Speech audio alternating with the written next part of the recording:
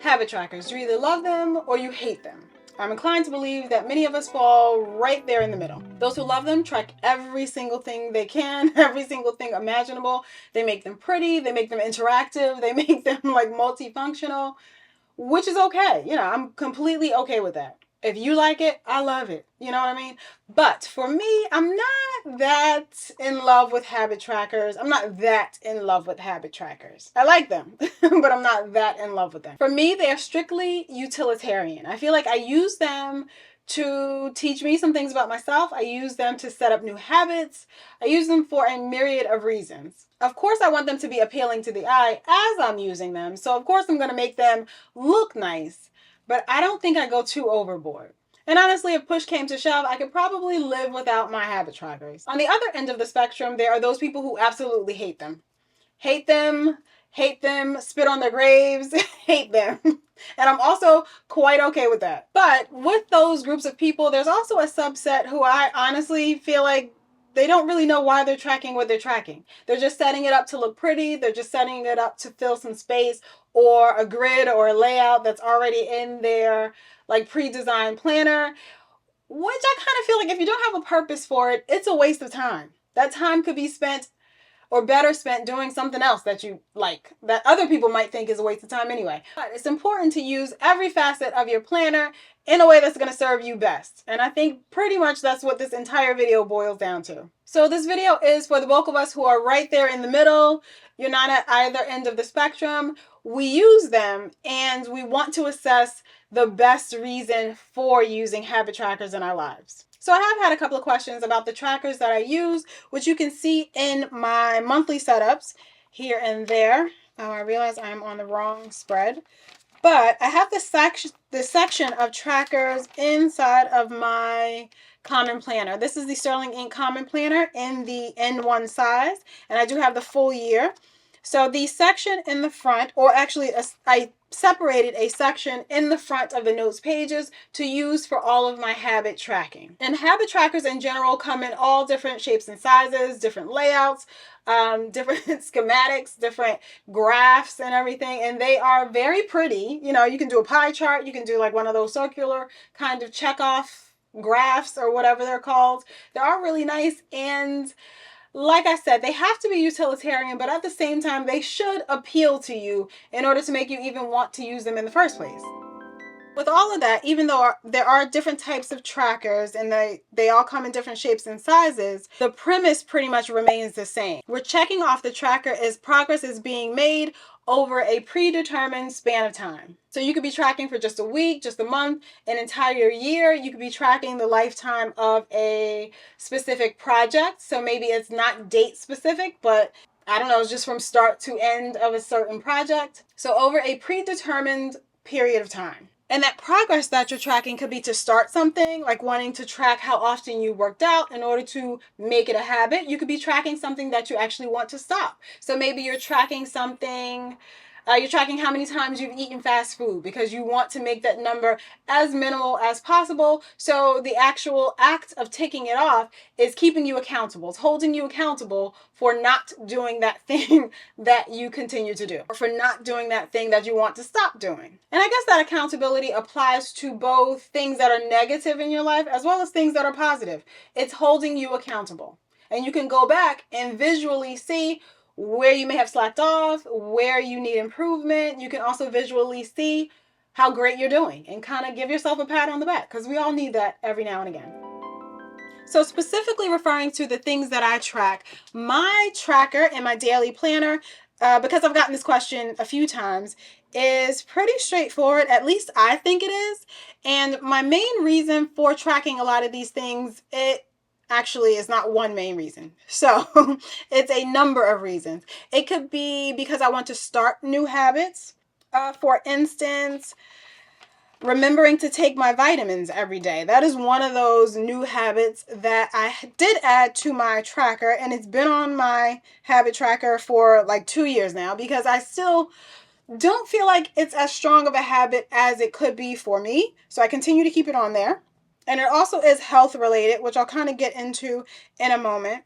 So in starting those new habits, I'm trying to build certain routines into my life. I'm trying to build certain systems into my life. And if you've read the book Atomic Habits by James Clear, or just anywhere familiar with it, there's a quote that says, "You do not rise to the level of your goals, you fall to the level of your systems." So if those systems and routines aren't in place, it's going to be a lot harder for you to achieve the goals you've set out for yourself. So establishing the habits for me, especially to start something new, is a way to create those routines and those systems in my own personal life. Another reason why I might use my trackers is to update other journals. So I do have on here a little section that has, and I'll try to zoom in, but a little section for reading.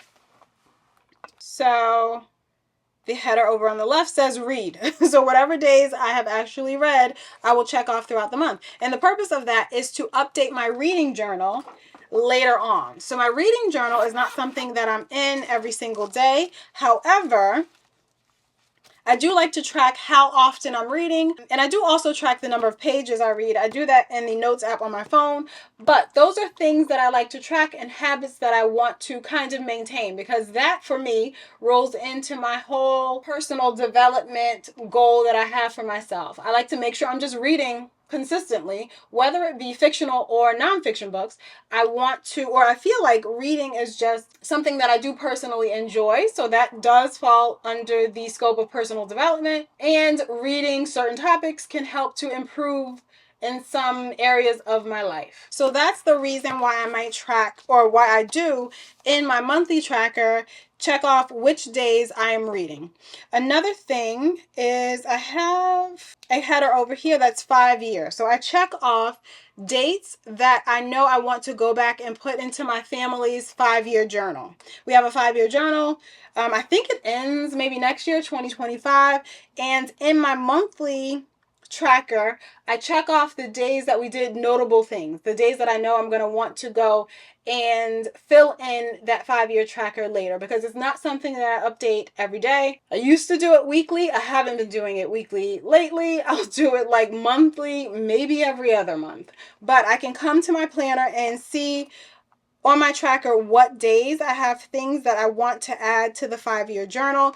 And then to jog my memory, if it's not like a special day like a person's birthday or something, I'll go into my daily pages and I'll be able to see exactly what we did on that day and what is that thing that I want to document in the 5-year journal. So that's how I use it to update other journals. Also, I might use my habit tracker to track reoccurring events. I don't currently do that. I kind of do that on my monthly. If I want to track the last time that I got my hair trimmed or something like that, I'll write that on my monthly. But that could be another reason why you might use a habit tracker. The last time you changed the filters in your air conditioner, or the last time you got an oil change in your car. Another big point that I use my habit trackers for are for health info. So I like to use it to assess how aspects of my health affect other areas of my life. And that is contained mostly in this bottom section of my habit tracker. So I have down here migraine, cycle day, energy level, sleep, and weight. So there were times that I've had like vitamin deficiencies, which is also another reason why I want to track when I'm taking my supplements and if I'm taking them and how it relates to, say, my energy. Or there are times when I get a migraine, and that does relate to maybe what time I'm at or what day I'm at in my cycle. Also, that relates to certain times in my life, that relates to how much sleep I'm getting as well. So all of those things kind of go hand in hand and allow me to see how my health is responding, or how my body is responding overall to certain factors or certain elements in my lifestyle. And I will use this information sometimes to update my health and fitness tracker. I have a few videos on this tracker, and in those you can see how I have it set up, but I do sometimes move over my sleep hours. So if I'm tracking them here, because I do touch this tracker inside of my daily planner just about every single day. So this is reliable for me, and I know that it's been updated on a regular and consistent basis. So I will look at maybe my sleep hours, also my energy levels, and transfer that information over into my health and fitness planner. There's also a section where I am tracking specifically my cycle as well as migraines. So I do have that information, and I will a lot of times take it from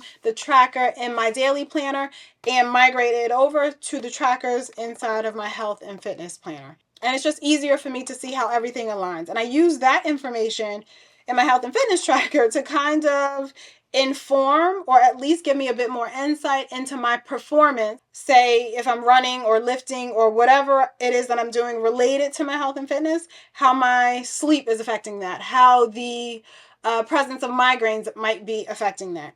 So I do use all of that information together to come up with my own conclusions or to share that information with doctors. Occasionally, I may also use trackers on a more short-term basis. I'm not even sure if I have a lot of examples in here, but if there's something that I'd like to track, and oh, this is an example. So I did set up this social media tracker of days that I wanted to post to certain outlets through like Monday through Saturday.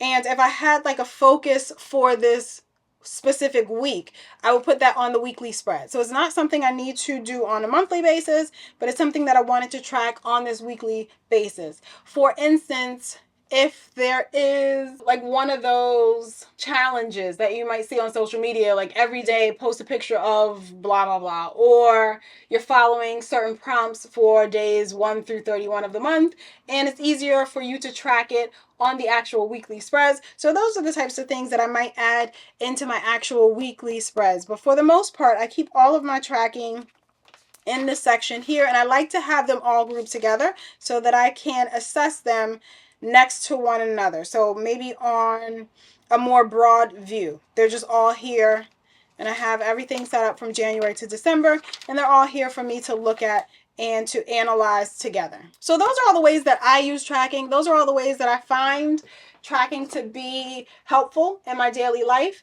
There are, like I said, a number of other reasons that we could track things and a number of other things that we could track, especially if we think of it from a health perspective. Maybe you have an issue with blood pressure or blood sugar and you need to track those numbers daily.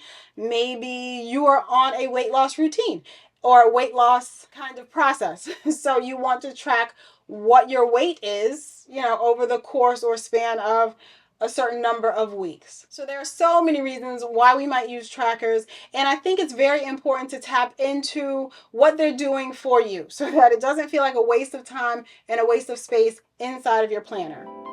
Now, I do feel that even though I find great benefit in using habit trackers, there are definitely some pros and some cons to using them. And here are a few that I've noticed. So a con could be if the thing that you're tracking feels way too labor intensive. If the thing that you're tracking is something that kind of takes you way out of your daily routine, it takes you way out of what feels normal for you, you're going to begin to resent tracking that thing. You're going to hate it, and you're going to want to toss the entire habit tracker into the garbage. Don't fall into that trap. Instead, you might take that opportunity to learn and to understand that maybe you respond to a different form of accountability. So that accountability of checking off the tracker for whatever this habit that you're trying to track just really does not work for you. Maybe it's more so you have the accountability. Let's say, like I said, you're on a weight loss journey. Maybe the accountability that you need is actually checking in with a friend every day to see how you're going. Did you hit your macros? Did you work out today? And, maybe you have a partner, an accountability partner, who you can check in with at the end of every day, end of every week, to see how you did, and you guys can talk it through. In a lot of ways, having someone accountable with you or someone that you have to answer to, especially if that person is important in your life, is much more motivation than checking it off on a piece of paper. For instance, if you want to stop smoking, maybe that could be something that you would hold in higher regard if you actually discussed it with someone or discussed your progress with someone so that they could be cheering you on in the process. That will work a lot better than checking it off on a piece of paper for most people. Another con about habit tracking is if we become a little bit too obsessive with tracking that thing. I know this is a touchy subject. I'm not a therapist, but I know what it feels like to feel like something is becoming a bit too consuming for you. We are focusing way too much on these numbers, on hitting these numbers and hitting these marks.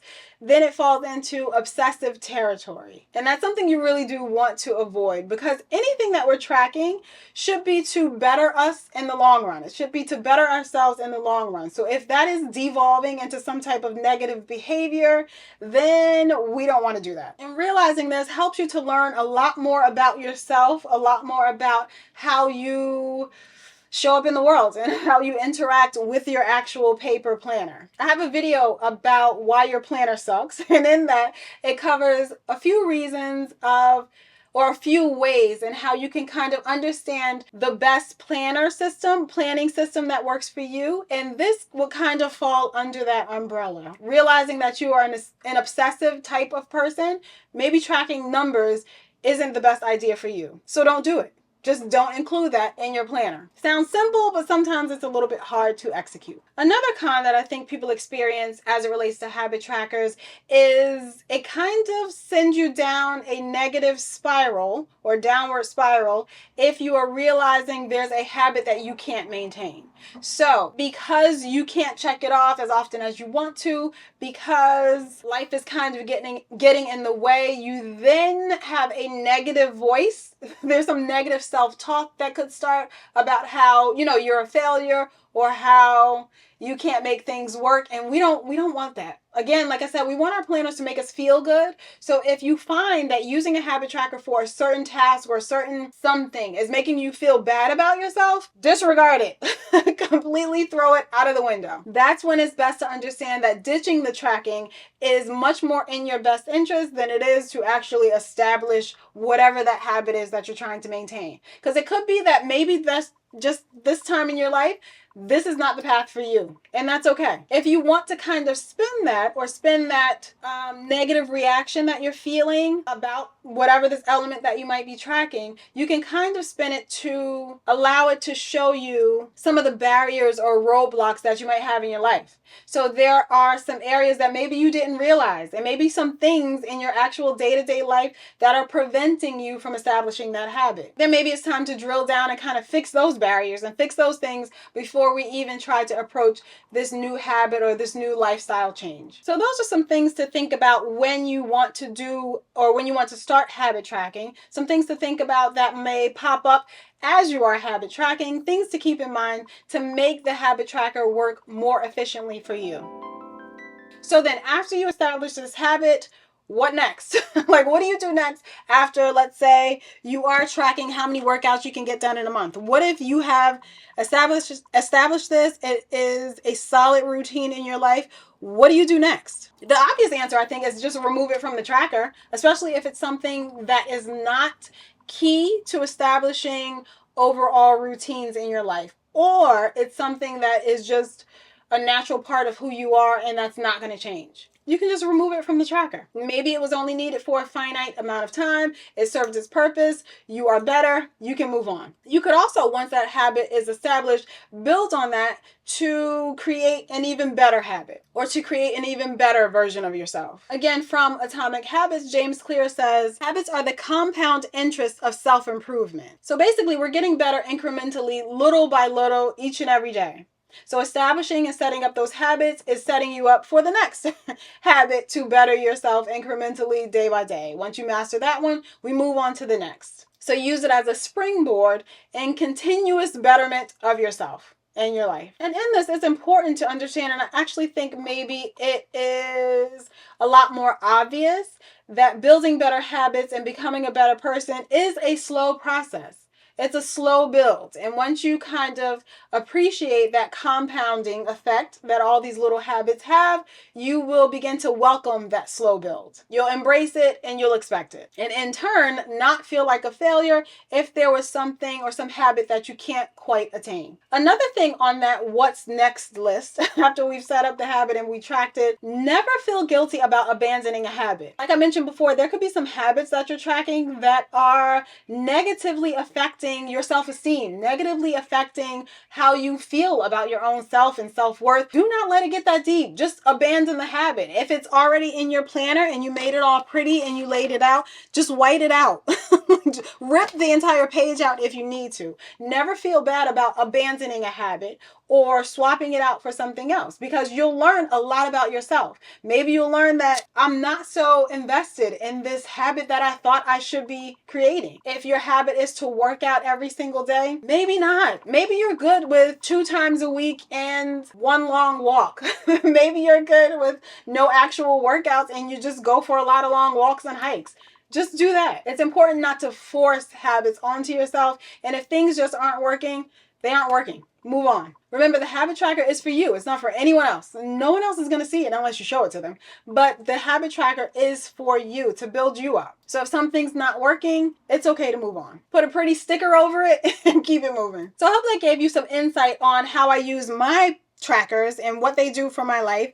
I don't really feel like they're all that involved, but I know it's important to see how people use their planners, because that helps you assess how you can better use yours. So I hope this has been helpful for you. If you have any questions or anything of my trackers or what I've shown, feel free to leave them down in the comments and I'll get right back to you. Also, at the end of this video, I'm going to have some other videos pop up on the screen that I feel like would be very helpful along this same topic and along this same flow of conversation. So definitely check those out. Again, thank you so much for following along on today's video. Please like the video if you found it helpful and subscribe. I would love it if you did. That's all for me today, and I'll see you in the next one.